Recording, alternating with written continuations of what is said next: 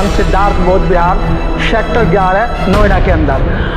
यहाँ सिद्धार्थ बौद्ध विहार में 6 दिन से लगातार आंदोलन चल रहा है और बोध गया के अंदर 3.5 महीने से ज़्यादा हो गए हैं, लेकिन सरकार के कानों पे जू नहीं रेंग रही है। हमारे बीच में धर्मगुरु हमारे बीच में पूरे भारतवर्ष के अंदर घूम घूम कर बुद्धिस्टों को बता रहे हैं कि ये हमारी धरोहर है और ये धरोहर आंदोलन के चीफ एडवाइजर, हाँ, और आंदोलन के चीफ एडवाइज़र भी हैं। सर, क्या लगता है कि 3.5 महीने वहाँ हो गए बिहार के अंदर और एक बीटी एक्ट 1949 को लेकर उसकी एक उपमा दी जाती है कि भाई ये तो हमारा है और इसको हम नहीं देंगे वापस, और वहाँ आप जैसे धर्मगुरुओं को जिनसे शिक्षा मिलती है उनको उन्होंने पुलिस के द्वारा रातों रात उठवाया और उनको जेल भेजा गया और उनको हॉस्पिटल भेजा गया। क्या मानना है सर, ये क्यों नहीं खाली कर रहे हैं?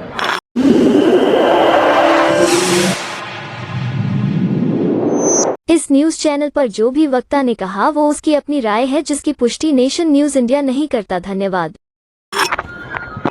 देखिए, ये बीटीएमसी का जो आंदोलन है जी, जब अनागारिक धर्मपाल के 100 वर्ष पूरे हुए, उसके बाद 100 वर्ष बाद 1892 में आंदोलन अनागारिक धर्मपाल ने शुरू किया, लेकिन 1992 में 100 वर्ष के बाद भंते करुणाकर, भंते सुरेश ससाई, भंते आनंद और तमाम देश के जाने माने लोगों ने इस आंदोलन को शुरू किया। ये हमारा जो धरना चल रहा है, ये किसी सरकार आए तो ठीक है, नहीं आए तो ठीक है, कोई गवर्नमेंट प्रतिनिधि आए तो ठीक है, नहीं आए तो ठीक है, लेकिन ये 6 महीने के अंदर जो बीटीएमसी 1949 एक्ट है उसके बारे में सारी दुनिया अब धीरे धीरे जान रही है। मैं कल लेह लद्दाख से 4 दिन के बाद आया हूँ और यहाँ पर भी हम आए थे 13 तारीख को, 10 और 12 को हम पूना में थे। ये आंदोलन जितना लंबा अब खिंचेगा उतना लंबा हमको लाभ मिलेगा।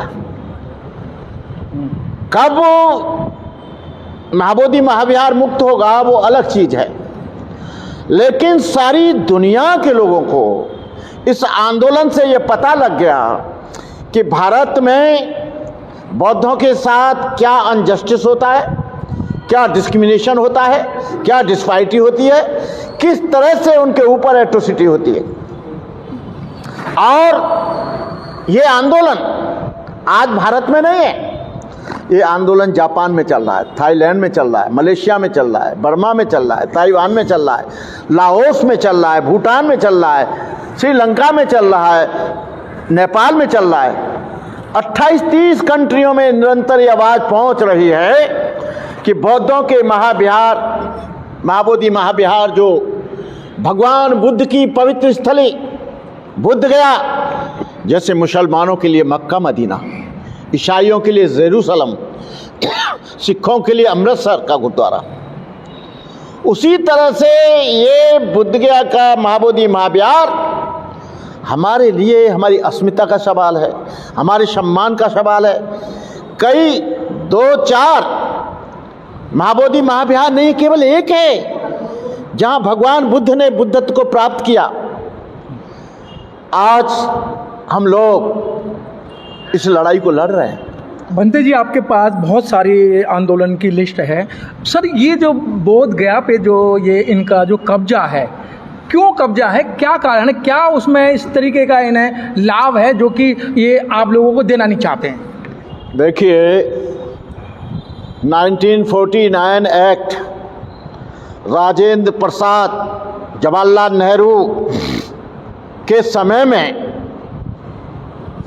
ये 1949 एक्ट देश में संविधान लागू होने से पहले जब आर्टिकल नंबर 25 से लेकर 28 तक ये है कि जो पहले के बाद विवाद हैं या पहले के एक्ट हैं वो सब खत्म कर दिए जाएंगे जी।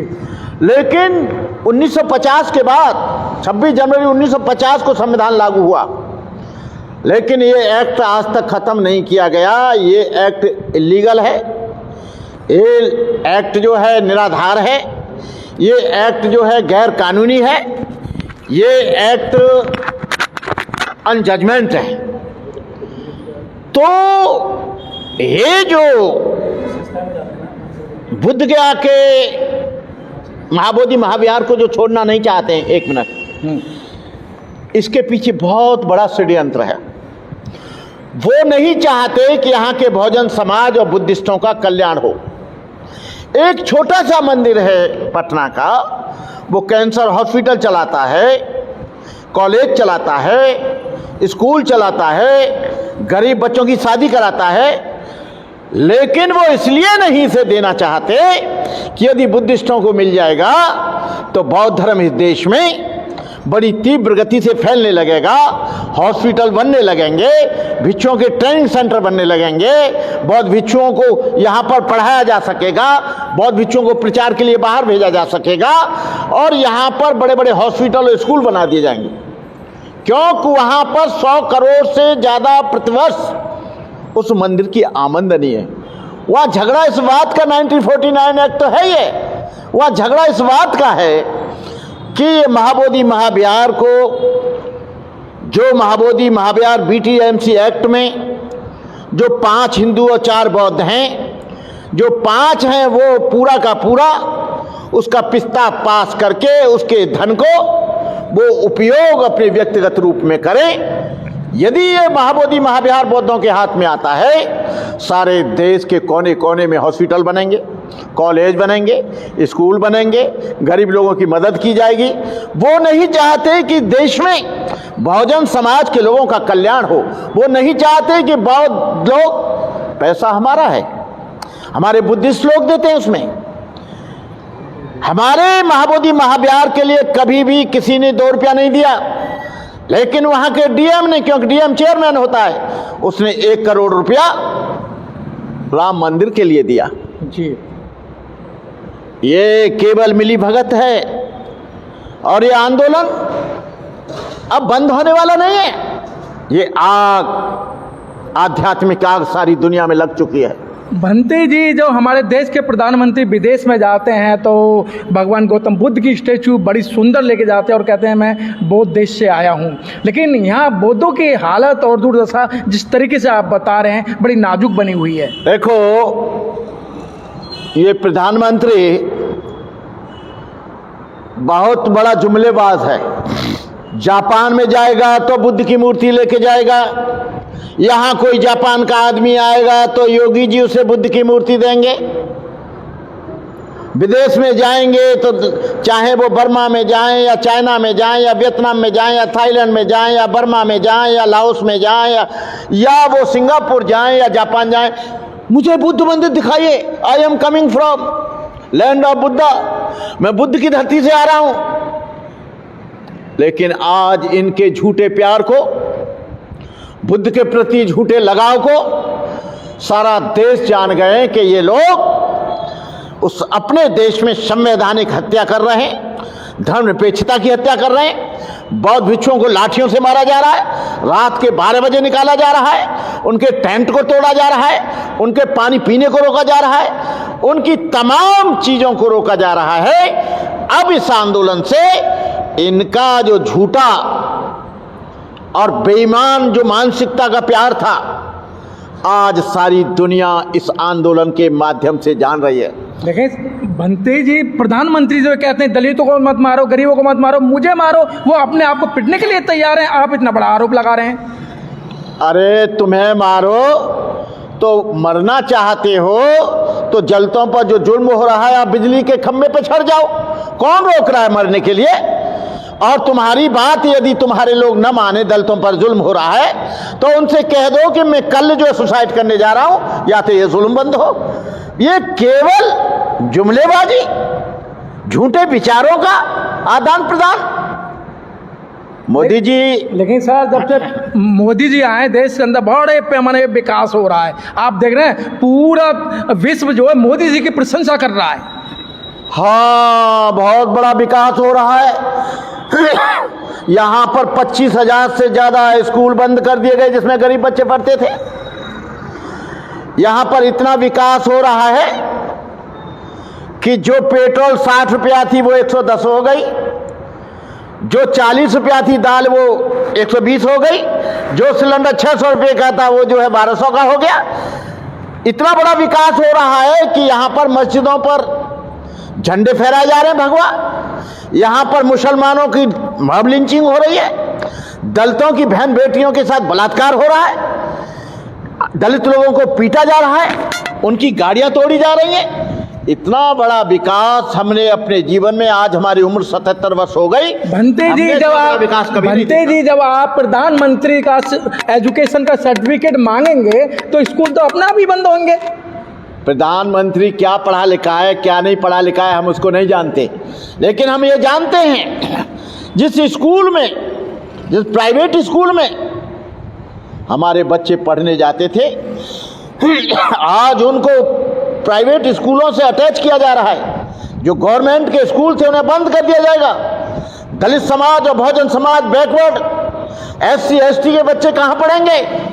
प्राइवेट स्कूल में वो 8,000 रुपया पैसा दे नहीं सकते और सरकारी स्कूल बंद हो जाएंगे। सरकारी स्कूलों को ये जब बंद कर देंगे उसकी जमीनों को बेचेंगे।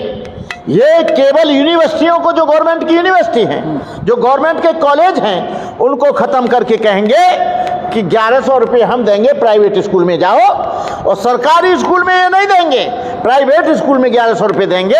और जब 1100 रुपये देंगे कुछ दिन तक देंगे, फिर कहेंगे हम घाटे में आ गए, और प्राइवेट स्कूल वाला 1100 की जगह 2600 कर देगा फीस, और ये जो है उन स्कूलों की ज़मीनों को बेच देंगे। भंते जी आप कब तक बैठेंगे? लास्ट मेरा क्वेश्चन कि आप कब तक धरने पर बैठेंगे?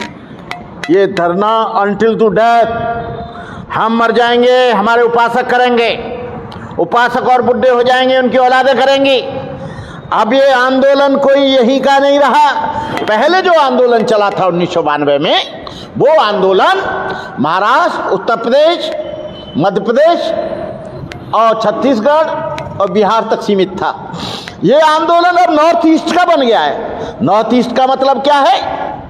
बांग्लादेश के बॉर्डर का, वेस्ट बंगाल का, दार्जिलिंग का, चाइना के बॉर्डर का, अरुणाचल का, असम का, मिजोरम का, मेघालय का, त्रिपुरा का, और लेह लद्दाख का, जो चाइना और पाकिस्तान के बॉर्डर को टच करते हैं जी।